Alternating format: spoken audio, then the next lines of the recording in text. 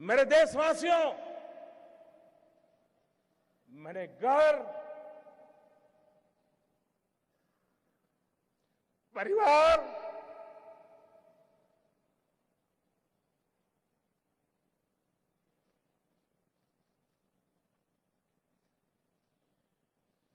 सब कुछ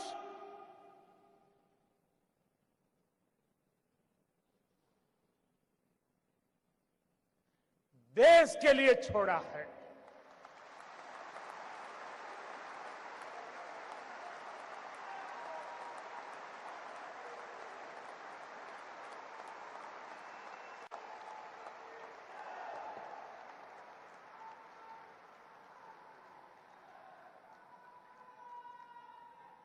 गंदे आरोप लगाते रहे, लेकिन मेरे ईमानदार देशवासियों, आइए मेरे साथ चलिए।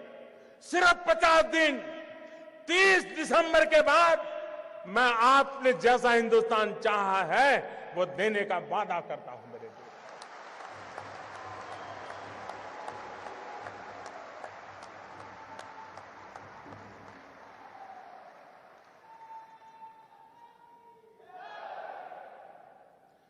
मेरे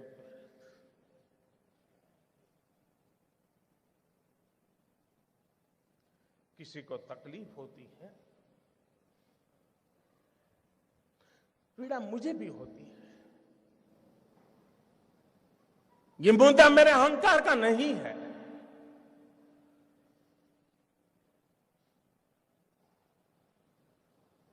भाइयों बहनों,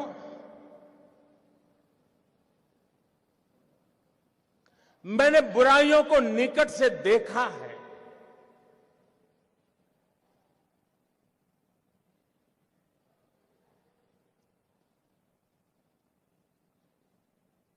देशवासियों की तकलीफ समझता हूं, उनकी मुसीबत समझता हूं, लेकिन ये कष्ट सिर्फ 50 दिन के लिए है। 50 दिन के बाद हम सफाई में सफल हो गए, और एक बार सफाई हो जाती है ना, तो छोटा मोटा मच्छर भी नहीं आता है मेरे प्यारे भाइयों ना, छोटा मोटा मच्छर भी नहीं।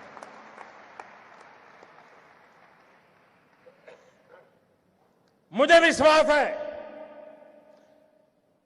मैंने लड़ाई ईमानदार लोगों के भरोसे शुरू की है, और ईमानदार लोगों की ताकत पर मुझे पूरा विश्वास है, पूरा यकीन है, पूरा भरोसा है।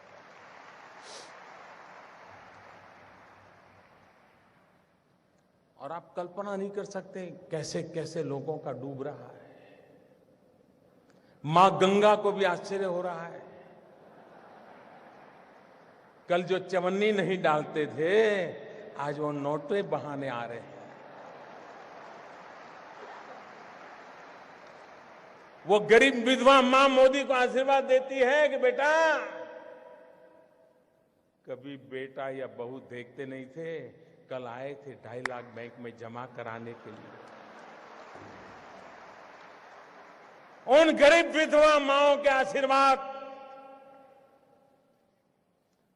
देश की सफलता के यज्ञ को आगे बढ़ाएंगे। और आपने देखा कैसे कैसे लोग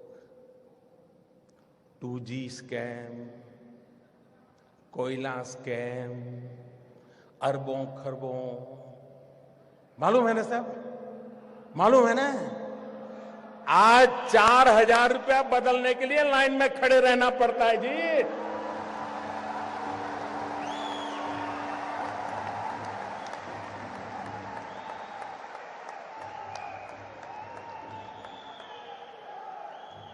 अरे 125 करोड़ देशवासियों का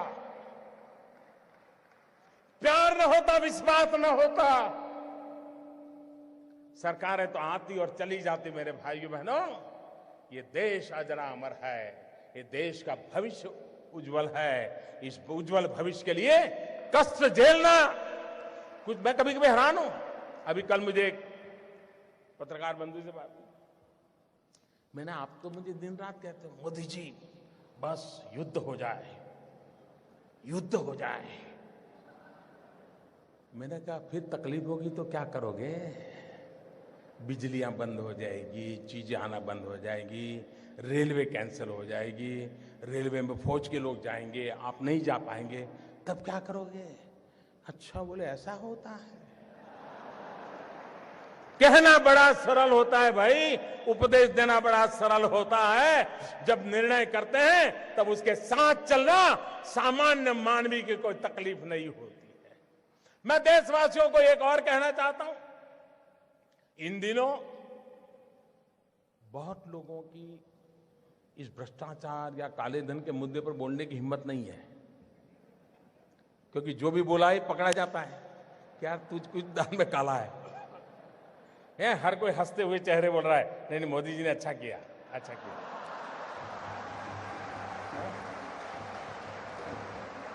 फिर किसी दोस्त को फोन करता है, यार कोई रास्ता है? फिर वो कहता है यार मोदी जी है, सारे रास्ते बंद कर दिए। इसलिए अफवाहें फैलाते हैं। एक दिन अफवाह फैलाई थी, नमक महंगा हो गया। अब बताइए भाई, 500 की नोट और 1000 की नोट, कोई है जो 1000 की नोट लेके नमक लेने जाता है? ये इसलिए किया जाता है कि उनको मालूम है कि उनका लूट रहा है। 70 साल से जमा किया हुआ महंगे से महंगे ताले लगाए थे। कोई पस्ती लेने वाला नहीं है, पस्ती लेने वाला नहीं है। भिखारी भी मना करता है, ये साहब 1000 का नोट नहीं चाहिए।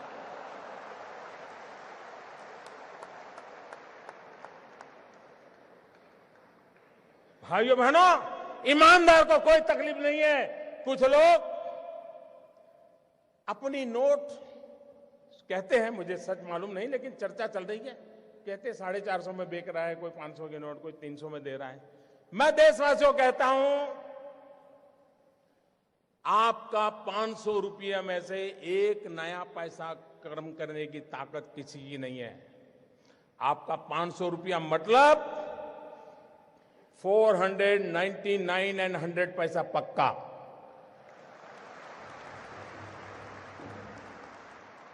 ऐसा किसी कारोबार में आप लिप्त मत होइए। कुछ बेईमान लोग अपने लोगों को कह देते जाओ लाइन में खड़े हो जाओ, 2-2 हजार का करवा लो यार, मेरा थोड़ा बहुत बच जाएगा।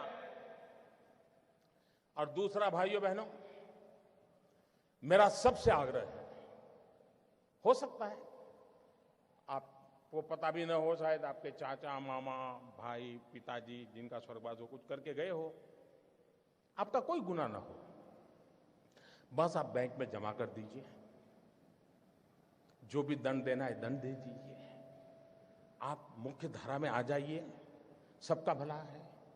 और एक बात और कहता हूं, कुछ लोग अगर ये मानते हो कि आगे देखा जाएगा, तो कम से कम वो मुझे पहचान ले।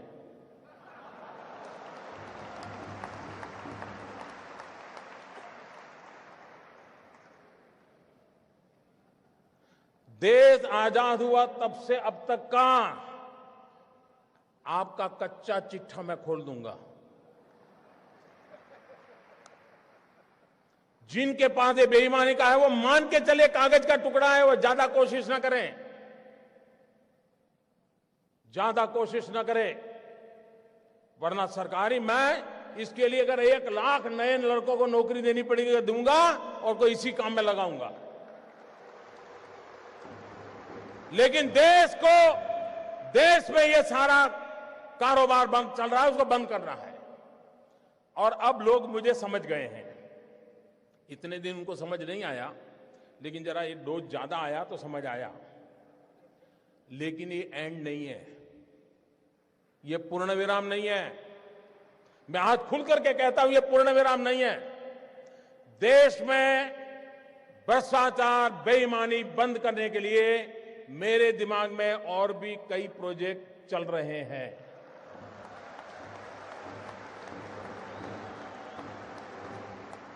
ये आने वाले हैं।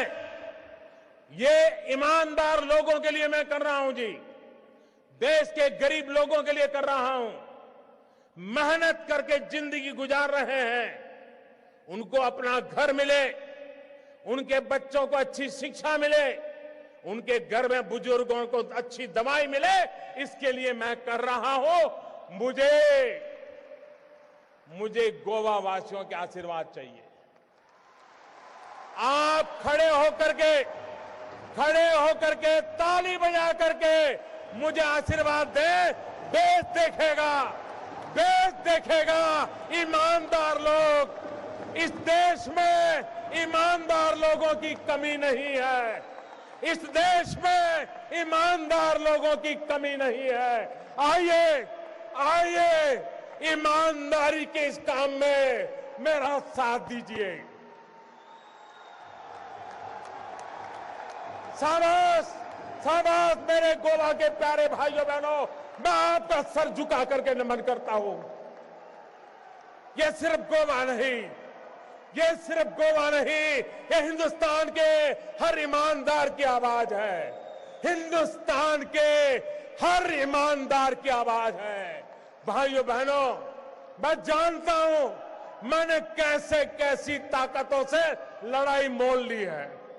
मैं जानता हूं